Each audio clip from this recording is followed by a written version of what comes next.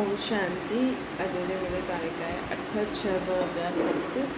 अॼु मिट मिट भाउ मीठे मीठे ॿार, ही सॼी विश्व फैमिली आहे। हिन करे ॻाईंदा आहिनि तव्हां माता असां बालक तव्हां तव्हां हाणे प्रैक्टिकल में गॉडली फैमिली जा ठहिया आहियो। बाबा 21 जन्मनि जो पूरो वरसो ॾियण लाइ सहज विधि कहिड़ी आहे? बाप सां 21 प्रश्न। बाप सां 21 जन्मनि जो पूरो वर्ष वठण जी सहज विधि कहिड़ी आहे? उत्तर आहे संगम ते शिव बाबा खे पंहिंजो वारिस ठाहियो। शिव असांजो बालक आहे। तन मन धन सां बलियारी वञो त 21 जन्मनि जे लाइ पूरो वरसो प्राप्त थींदो। बाबा चवनि जो ॿार संगम ते पंहिंजो पुराणो सभु कुझु इंश्योर कंदा आहिनि, उन्हनि खे मां रिटर्न में 21 जन्मनि ताईं ॾींदुमि। गीता नैनहीन खे राह ॾेखारियो। ओम शांति। ॿारनि गीत ॿुधियो? ये भगत भॻवान खे पुकारंदा आहिनि। भॻवान खे पूरो न ॼाणण जे कारण मनुष्य केतिरा दुखी आहिनि। भक्ति मार्ग में केतिरो मथो मारंदा रहंदा आहिनि। सिर्फ़ु हिन जीवन जी ॻाल्हि न आहे। जॾहिं खां भक्ति शुरू थी आहे तॾहिं खां धक्का खाईंदा रहंदा आहिनि। भारत में ई देवी देवताउनि जो राज्य हुयो, जेके स्वर्ग सचखंड चइबो हुयो।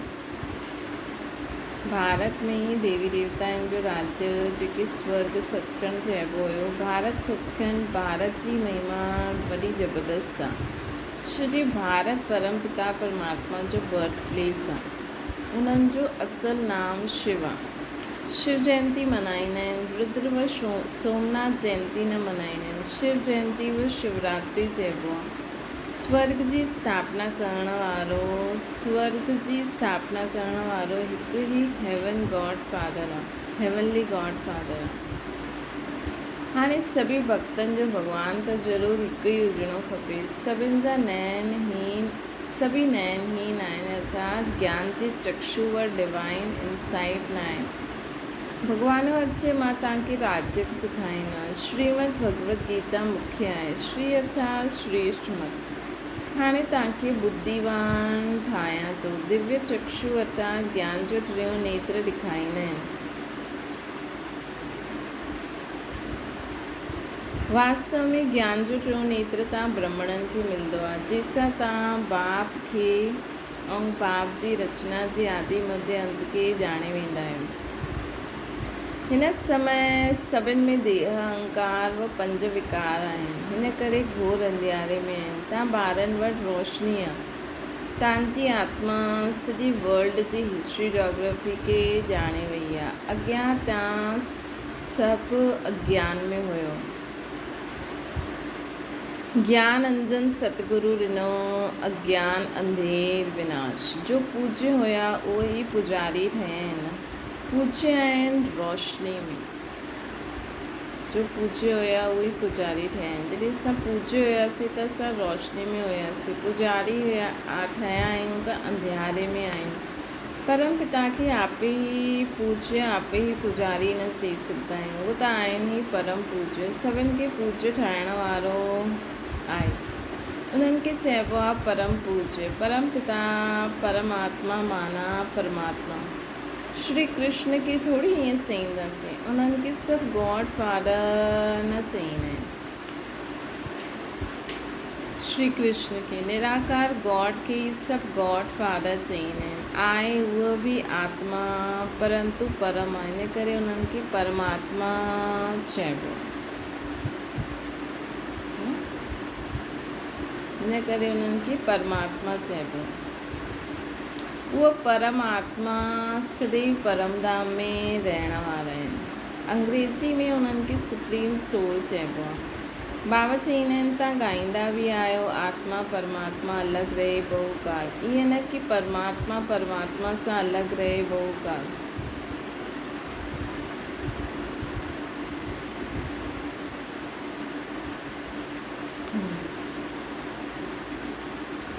अगरि सभिनि में आत्मा थी वई त आत्मा परमात्मा परमात्मा बहुत काल थी वञे।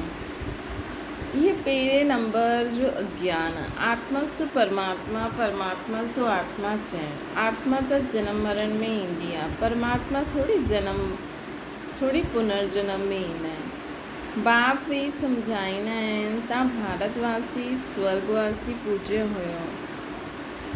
ह्यूमैनिटी जे पूज्य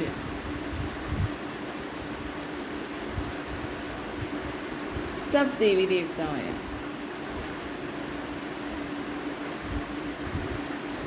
ये सॼी ईश्वर जी फैमिली आहे। ईश्वर आहे रचता, गाइबो बि आहे न। तव्हां माता पिता सां बालक आहियो, तव्हां फैमिली थी वियो न। अच्छा भला इहे त ॿुधायो, तव्हां माता पिता खे चईंदा आहे, इहा केरु चईंदो आहे? आत्मा चईंदी आहे तव्हां माता पिता तव्हांजी कृपा सां स्वर्ग जा सुख गनेरे, तव्हांजी कृपा सां स्वर्ग जा सुख गनेरे असांखे मिलिया हुया।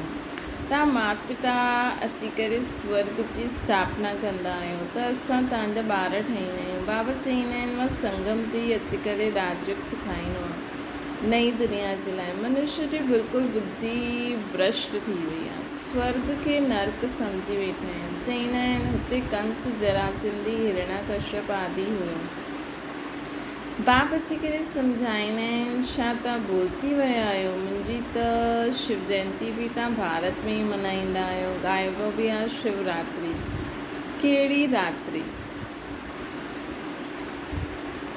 ये ब्रह्मा जी बेहद जी रात्रि आहे। बाप संगम ते अची करे रात्रि सां ॾींहुं अची करे नर्क सां स्वर्ग ठाहींदा आहिनि।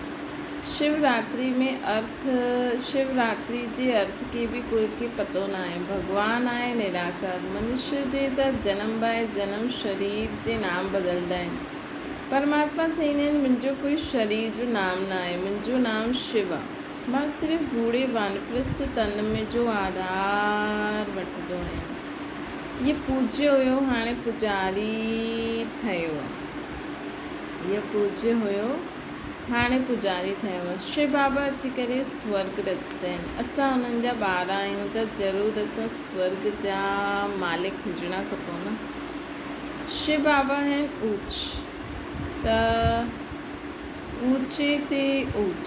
ब्रह्मा विष्णु शंकर जो पंहिंजो पार्ट आहे। हर हिकु आत्मा जो पंहिंजो सुख दुख जो पार्ट नूंदन आहे।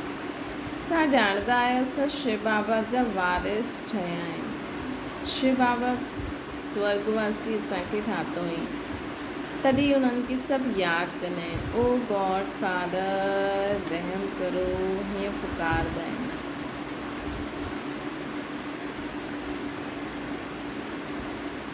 साधु बि साधना कंदा आहिनि। श्री दुखी आहिनि त निर्वाण धाम में वञणु चाहींदा आहिनि। आत्मा परमात्मा में लीन थी वेंदी आहे। व आत्मा सु परमात्मा, इहे सम्झणु रॉन्ग आहे। हाणे तव्हां चईंदा आहियो असां आत्मा परम धाम में रहण वारी आहियूं, पोइ देवता कुल में ईंदासीं, पोइ 84 जन्म वठंदासीं। असां आत्मा वर्णन में ईंदा आहियूं। शिव बाबा जनम मरण में न ईंदा आहिनि। सिर्फ़ु नारायण जी डिनाइस्टी हुई, जीअं क्रिश्चन घराने जी में Edward the first second third हलंदो आहे, वैसे उते Lakshmi Narayan ji first second third हलंदा, 8 ताईं हलंदा। हाणे तव्हां ब्राह्मणनि जो टियों नेत्र खुलियो आहे। बाप बि आत्माउनि सां ॻाल्हाईंदा आहिनि। तव्हां ईअं 84 जो चकर लॻाईंदा, एतिरा जन्म वठंदा आया आहियो। वर्णन जो बि हिकु चित्र ठाहींदा आहिनि,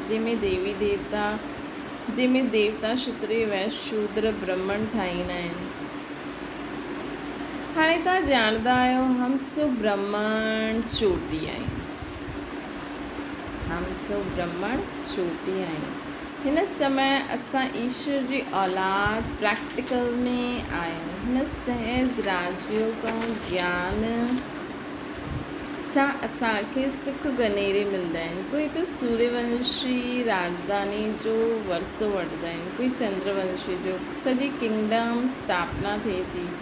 हर हिकु पंहिंजे पुरुषार्थ सां पद पाईंदो आहे। कोई अगरि पुछे कि हाणे पढ़ंदे असांजो शरीर छुटी वञे त छा पद मिलंदो, त बाबा बतलाए सघंदा आहिनि। योग सां आयु वधंदी आहे, विक्रम विनाश थींदा। ॿियो कोई उपाय पतित सां पावन ठहिण जो आहे ई पतित पावन चइण सां ई भॻवानु यादि ईंदो आहे, परंतु भॻवानु केरु आहे इहे न ॼाणंदा आहिनि। बाबा चईंदा आहिनि मां ईंदो आहियां भारत में, इहो मुंहिंजो बर्थ प्लेस आहे। सोमनाथ जो मंदरु केतिरो आलीशान आहे, इहे बाप वेही ॿारनि खे सम्झाईंदा आहिनि। वक़्ती में को यादगार ठाहिणु शुरू थींदो आहे। जॾहिं पुजारी ठहींदा आहिनि त पहिरियों सोमनाथ जो मंदरु ठाहींदा आहिनि। भारत त सत्युग त्रेता में ॾाढो साहूकार हुयो, मंदरनि में बि अकाचार धन हुयो, भारत हीरे तुल्य हुयो। हाणे त भारत कंगाल कौड़ी तुल्य थियो आहे। पोइ बाप अची करे भारत खे हीरे तुल्य ठाहींदा आहिनि। कोई खां पुछो क्रिएटर केरु, चईंदा परमात्मा। उहो किथे आहिनि? उहो त सर्वव्यापी आहिनि, हीअं चईंदा आहिनि। बाबा चईंदा आहिनि इहो सॼो जाड़ जर्जरीभूत अवस्था खे पायो, ये सॼो जाड़ जर्जरीभूत अवस्था खे पायो आहे। पंहिंजे खे ॾिसो, असां लाइक़ु ठहिया आहियूं जो मम्मा बाबा जी गद्दी नशीन ठही सघे। इहा आहे पतित दुनिया, पवित्रता आहे मुख्य। हाणे त नो हेल्थ, नो वेल्थ, नो हैप्पीनेस। इहे रुंड जे पाणी मिसल मृग तृष्णा जे समान राज्य आहे। इन ते ई दुर्योधन जी कहानी शास्त्रनि में लिखी हुई आहे। दुर्योधन विकारी खे चइबो आहे। द्रौपदी चईंदी आहे असांजी लाज रखो। सभु द्रौपदियूं आहिनि, इहे बचियूं स्वर्ग जो द्वार आहे। बाबा केतिरो सुठी रीति सम्झाईंदा आहिनि। जंहिंजो बुद्धि योग पूरी रीति लॻल हूंदो त धारणा बि थींदी। नॉलेज ब्रह्मचार्य में ई पढ़बी आहे न। बाप सम्झाईंदा आहिनि गृहस्थ व्यवहार में रहंदे कमल फूल समान ठहिणो, ॿई तरफ़ निभाइणो आहे, मरणो बि ज़रूरु आहे। ॿई तरफ़ निभाइणो आहे, मरणो बि ज़रूरु आहे। मरण समय मनुष्यनि खे मंत्र ॾींदा आहिनि। बाबा चईंदा आहिनि की तव्हां सभु मरण वारा आहियो। मां कालनि जो काल सभिनि खे वापसि वठी वञण लाइ आयो।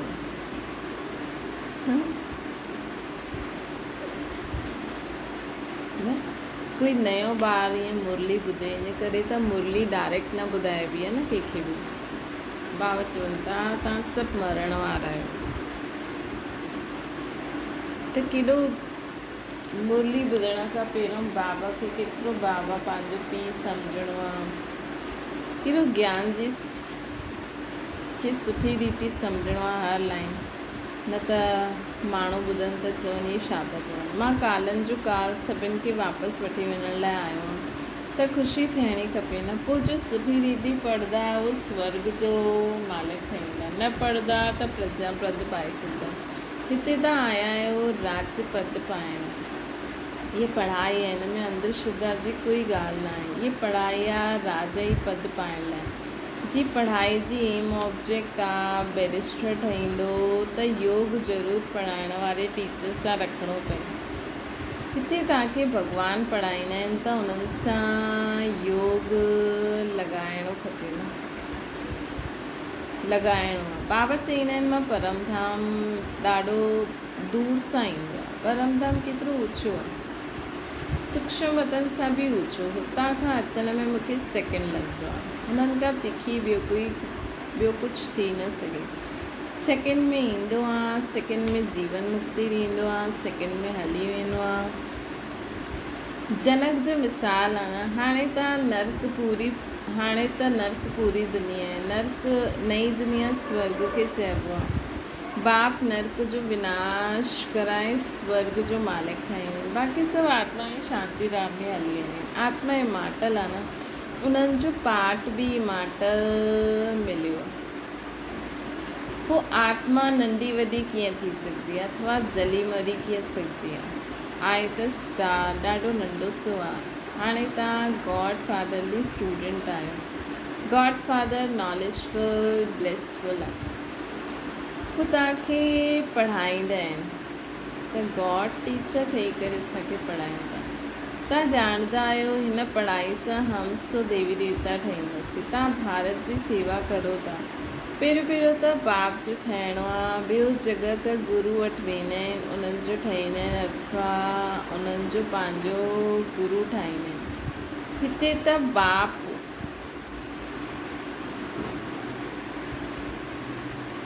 हिते त बाप आहे त पहिरियों बाप जो ॿारु ठहिणो पए, है न? त पहिरियों बाप जो ॿारु ठहिणो पए। ॿियो जेका त गुरू वटि वेंदा आहिनि, बाप ॿारनि खे पंहिंजी जाइदाद ॾींदा आहिनि,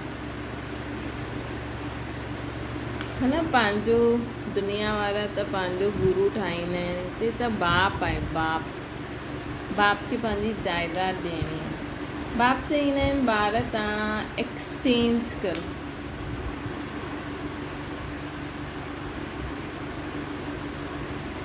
तव्हांजो कखपन असांजो, असांजो सभु कुझु तव्हांजो, देह सहित जो कुझु आहे उहो सभु मूंखे ॾियो, मां तव्हांजी आत्मा ऐं शरीर ॿिन्हिनि खे पवित्र ठाहे छॾींदमि। ॿियो राजाई पद बि ॾींदमि, तव्हां वटि जो कुझु आहे तव्हां बलि चढ़ो त जीवन मुक्ति मिलंदी। बाबा इहे सभु तव्हांजो आहे। बाप चईंदा आहिनि तव्हां मूंखे, बाबा चईंदा आहिनि तव्हां मूंखे वारिस ठाहियो, मतिलबु कि शिव बाबा सम्झो बालक बि आहे। मां 21 जन्म तव्हांखे वारिस ठाहींदमि, सिर्फ़ु मुंहिंजी मत ते हलो, बल धंधो आदि करो, विलायत में वञो, कुझु बि करो, है न? सिर्फ़ु मुंहिंजी मत ते हलो, ख़बरदार रहणो आहे, माया घड़ी घड़ी पछाड़ंदी, मतिलबु कोई न कोई कारण, कोई न कोई अहिड़ी ॻाल्हि ईंदी वेंदी जंहिंजे कारण तव्हांखे बाबा जी मत खे छॾिणो पवंदो, लेकिन कोई बि विक्रम न करिणो आहे, बाबा जी श्रेष्ठ मत ते हलणो आहे। हिमत रखी हलंदव त बाबा 1000 गुणा मदद कंदा, श्रीमत ते हलंदव त श्रेष्ठ ठहींदा। अच्छा मीठी मीठी सिकल जे ॿारनि प्रति माता पिता बाप दादा जो यादि प्यार ऐं गुड मॉर्निंग। रूहानी बाप जी सभिनि रूहानी ॿारनि खे नमस्ते। असांजी बि रूहानी माता पिता बाप दादा खे यादि प्यार गुड मॉर्निंग और नमस्ते। तव्हां जे लाइ मुख्य सार, आत्मा ऐं शरीर ॿिन्हिनि खे पावन ठाहिण लाइ देह सहित जो कुझु आहे उनखे बाप जे हवाले करे उन्हनि जी श्रीमत ते हलणो आहे। ॿियो आहे माता पिता जे गद्दी नशीन ठहिण लाइ स्वयं खे लाइक़ु ठाहिणो आहे, लाइक़ु ठहिण लाइ मुख्य पवित्रता जी धारणा करणी आहे। वरदान संगम ते अतीन्द्रिय सुख जो अनुभव करण वारा डबल प्राप्ति जे अधिकारी ठहनि। जो ॿार संगम युग ते अतीन्द्रिय सुख जो अनुभव करे वठंदा आहिनि त सदा शांति ऐं ख़ुशी जी डबल प्राप्ति जो नशो उन्हनि खे रहंदो, छो कि अतीन्द्रिय सुख में ये ॿई प्राप्तियूं समायल आहिनि, कहिड़ी? ख़ुशी ऐं शांति। हाणे तव्हां ॿारनि खे जो बाप ऐं वरसे जी प्राप्ति आहे उहा सॼी कल्प में न थी सघंदी आहे। हिन समय जी प्राप्ति अतीन्द्रिय सुख ऐं नॉलेज बि पोइ कॾहिं न मिली सघंदी। त हाणे वैसे बि ॾिसो दुनिया में बि पढ़ाई करण खां पोइ माण्हू पद पाए वठंदा आहिनि, पोइ थोरी किताबी पढ़ंदा आहिनि, हाँ थोड़ो बहुत रिफ़र करिणो हुजे, लेकिन जो प्राप्ति कई जंहिंसां जो डिग्री मिली उन्हनि सां उन्हनि खे नौकिरी धंधो आदि प्राप्ति थींदी आहे। त हाणे जो जेको अतीन्द्रिय सुख आहे, नॉलेज आहे, इन सां जो तव्हां प्राप्ति कई आत्मा, उन अनुसार आत्मा खे जो बि पद मिलियो उहा उन अनुसार ई हलंदी, पोइ नॉलेज थोरी मिलंदी, अतीन्द्रिय सुख थोरी मिलंदो। त हिन डबल प्राप्ति जे अधिकारी ठहो। स्लोगन आहे हिक ॿिए जे संस्कार खे ॼाणंदे हुए उन्हनि सां मिली करे हलणु, इहे ई अमृत जो साधन। मम्मा जा महावाक्य आहिनि, सचे पातशाह परमात्मा सां सचो थी करे रहो। हिन समय पंहिंजे खे बाप परमात्मा द्वारा इहो फरमान मिलियो आहे, निरंतर मुंहिंजी यादि में रहो। योग जो अर्थ आहे ईश्वर यादि में रहणु। योग जो अर्थ कोई ध्यानु न आहे, पंहिंजो इहे सहज योग जो हलंदे फिरदे कमु कंदे बि उन्हनि जी यादि रहे।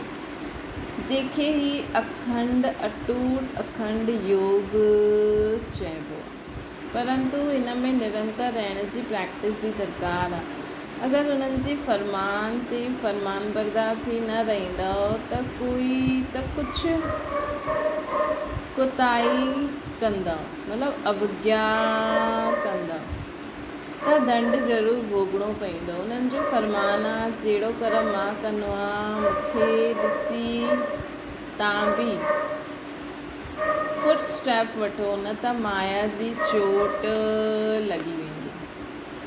सचे पातशाह सां सचो थी करे रहो। जो कुझु माया जा विघ्न सताईंदा उहा बि इन्हनि जे अॻियां रखिणो आहे, त उन्हनि जी मदद सां माया हटी वेंदी, रास्तो क्लियर थी वेंदो। पोइ त हिते विहारो, पोइ त जाते विहारो, जीअं विहारो, जो खारायो, रास्तो क्लियर थी वेंदो।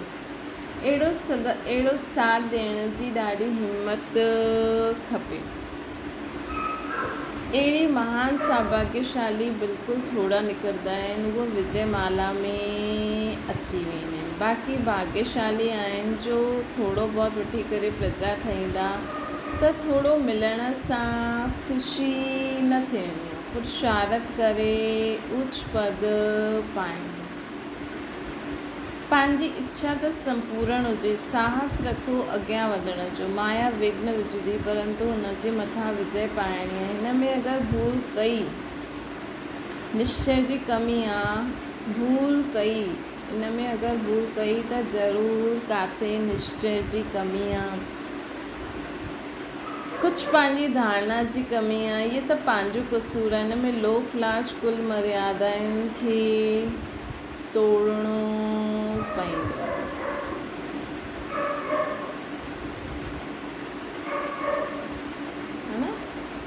जॾहिं तोड़ंदव तॾहिं सची पालौकिक दैवी मर्यादाउनि खे पाईंदव।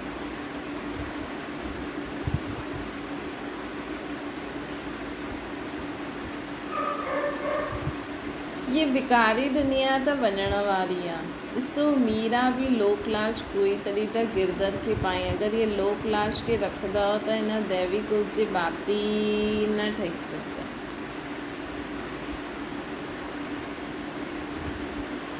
हाणे कल्याण अर्थ ईश्वर राय त ॾींदा आहिनि। हाणे ये पंहिंजी बुद्धि जो फ़ैसिलो आहे, छा करिणो आहे, छा उचित आहे। त हाणे ख़ुदि जज करो। बुद्धि जो तालो त बाबा खोलियो ई अथई, सम्झ में त तव्हांखे सभु अची वियो आहे। हाणे ख़ुदि यथार्थ जजमेंट करो, उन अनुसार पंहिंजो पद पायो। अव्यक्त इशारो जो सरल चेता आहिनि, उहे सदा हर्षित रहंदा आहिनि। हर्षित आहिनि त सभिनि खे आकर्षित कंदा आहिनि। हर्षित जो अर्थ ई आहे अतींद्रिय सुख, है ना। अतींद्रिय सुख में झूमणु, ज्ञान जो सिमरन कंदा, अव्यक्त स्थिति जो अनुभव कंदा आहिनि। अतींद्रिय सुख में झूमणु, हिन खे चइबो आहे हर्षित। सदा ज्ञान जो मनन चिंतन करणु, अव्यक्त स्थिति में स्थित रहणु, इन खे अतींद्रिय सुख जे झूले में झूलणु, इन खे चइबो आहे हर्षित।